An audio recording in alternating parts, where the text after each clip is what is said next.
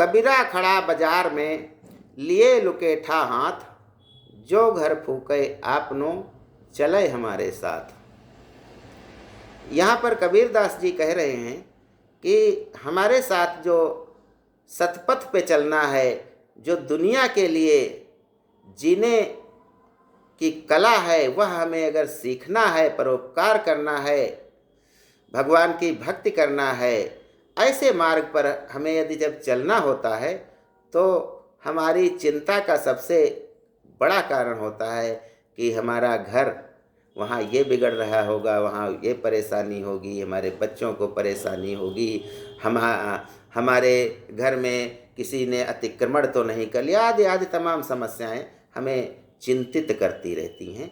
तो कबीरदास जी कहते हैं कि जो घर फूके आपनो चले हमारे साथ, यानी जो अपने घर को जला दे और वो स्वतंत्र हो जाए, तब हमारे साथ चले, तभी वह दुनिया के लिए कुछ कर पाएगा।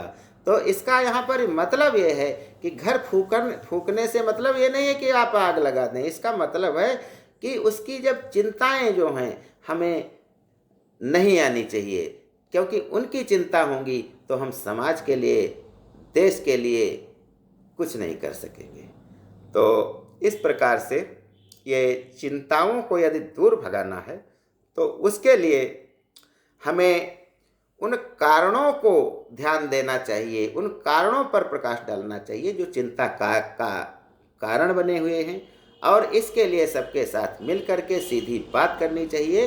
और बहुत सी गलत फहमियाँ जो हैं हमारे मन में, जो बीच वाले लगाते रहते हैं, उल्टी सीधी बातें हमें बताते रहते हैं, गलत सलत सिखाते रहते हैं, जब हम सीधे बात करेंगे तो वे सभी चिंताएं अपने आप दूर हो जाएगी। फिर भी डिप्रेशन या नकारात्मकता आज के जीवन में मनुष्यों में घर बनाने लगी है। यह वह अवस्था होती है, डिप्रेशन वह अवस्था होती है कि इसको जानने के लिए हमें ऐसा लगता है कि हमारे सर पर कोई 2 कुंटल का बोझा रख चुका है, जिसको हम ढोते जा रहे हैं, चारों ओर की हवाएं हमको दबा रही हैं। यह होता है डिप्रेशन या नकारात्मकता, और इससे हम यदि जल्दी नहीं निकलते हैं तो हमारा शरीर रोगों का घर बन जाता है। डिप्रेशन से दिल का दौरा पड़ता है, शुगर की बीमारी होती है, ब्लड प्रेशर घटता बढ़ता है, तमाम प्रकार की, नाना प्रकार की बीमारियां हो जाती हैं।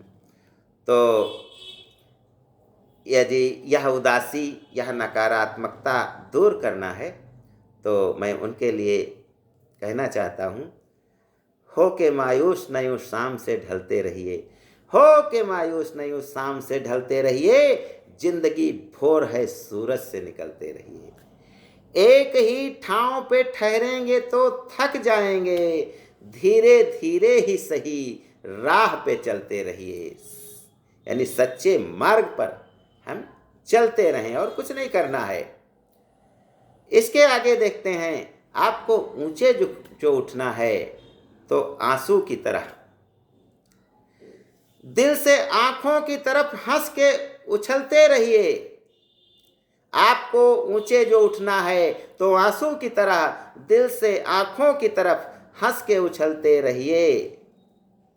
शाम को गिरता है तो सुबह संभल जाता है, आप सूरज की तरह गिर के संभलते रहिए। आप सूरज की तरह गिर के संभलते रहिए, हो के मायूस न यूँ शाम से ढलते रहिए, जिंदगी भोर है सूरज से निकलते रहिए। अगली बात जब चिंता से जुड़ी हुई होती है, रिश्तेदार के रूप में ही आती है, वो हमें डर सताया करता है कि यह काम हम करें या ना करें, करेंगे तो हो सकता कोई विघ्न आ जाए, कोई परेशानी आ जाए, तो उसके डर से हम काम ही प्रारंभ नहीं करते हैं। तो यह भी चिंता का ही एक कारण है। विघ्न जो है चिंता का रिश्तेदार है, विघ्न आने का डर। लेकिन हमें निडर होकर विघ्न का सामना करना चाहिए। जब विघ्न सामने आते हैं, सोते से हमें जगाते हैं, मन को मरोड़ते हैं पल पल, तन को झंझोड़ते हैं पल पल, सतपथ की ओर लगाकर ही जाते हैं हमें जगाकर ही।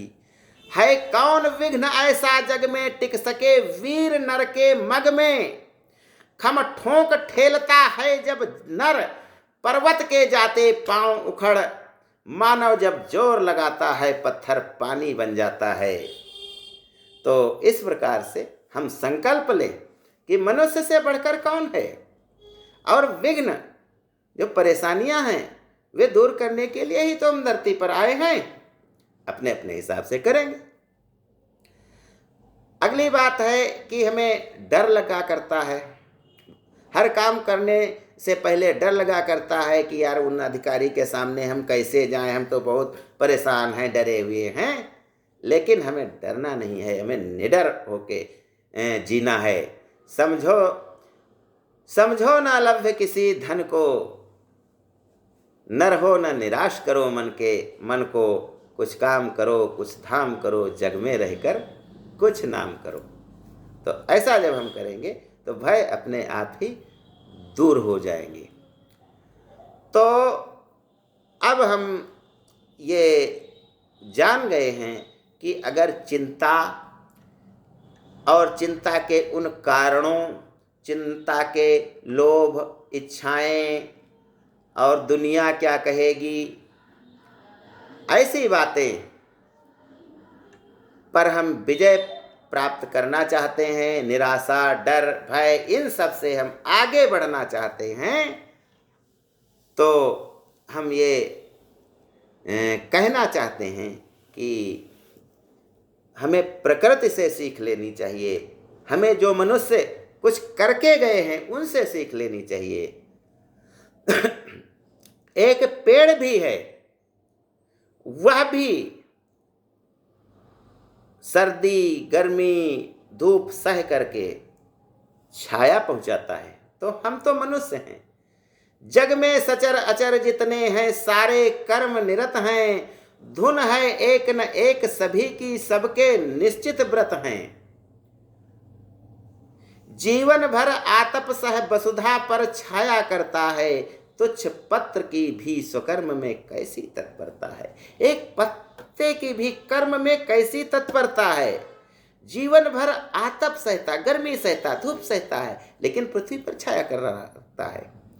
तो उससे हमें सीखना चाहिए कि सचर यानी जो चलने फिरने वाले और अचर पेड़ पौधे सब कर्म निरत हैं। फसलें हमें समय से कम भोजन तो दे रही हैं, फल हमें फल वृक्ष हमें फल तो दे रहे हैं, फिर चिंता किस बात की। हम भी वैसे ही करें। तो हमें केवल कर्म पर ध्यान देना चाहिए। और फिर भी चिंता, डिप्रेशन, निराशा, नकारात्मकता, विघ्न, भय, इन सब को दूर किया जा सकता है। लेकिन जब कुछ भी न समझ में आए, हम इतने सोच में, हम इतने विचार में, इतने ये चीज़ें को अपने ऊपर हावी मान लें कि हमें कुछ समझ में नहीं आया कि क्या करना चाहिए, तो भी ये एक मंत्र है। वह मंत्र होता है समय। समय को ही ईश्वर का दूसरा रूप कहा गया है। शाम को जो हम सोचते हैं, सुबह हमें वो बातें मिथ्या लगने लगती हैं। ये होता है समय, बहुत बलवान होता है। सुबह के प्रातः काल की जब किरणें हमारे ऊपर पड़ती हैं, हमारे विचारों में अंतर आ जाता है। शाम के दूषित विचार लगने लगते हैं, सुबह के सही लगते हैं। तो इसका मतलब है कि समय सभी घावों को, बड़े बड़े घावों को भर देता है। तो जब कुछ भी न समझ में आए और हम कुछ भी न करें, तो केवल ईश्वर पर सब कुछ छोड़ करके चैन की बंसी बजा सकते हैं। जब तुझसे ना सुलझें तेरे उलझे हुए धंधे, जब तुझसे ना सुलझें तेरे उलझे हुए धंधे, भगवान के इंसाफ पे सब छोड़ दे बंदे। वे ही तेरी मुश्किल को आसान करेंगे, जो तू नहीं कर पाया वो भगवान करेंगे। ज्ञान गंगा में आज बस इतना ही। जय हिंद, जय भारत।